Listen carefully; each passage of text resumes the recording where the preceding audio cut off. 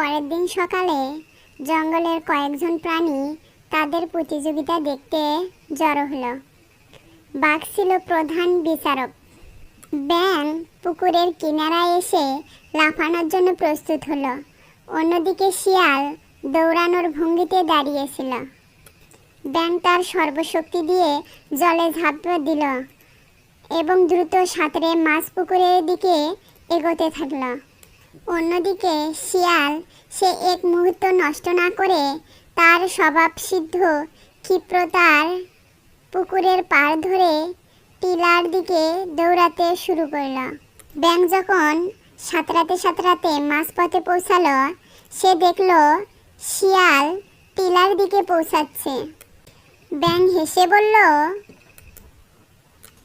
হা হা হা, বোকা শিয়াল, টিলার পেছনে তো ঘন জঙ্গল, তার চেয়ে জলপথ অনেক ছোট, ও আমাকে ধরতেই পারবে না।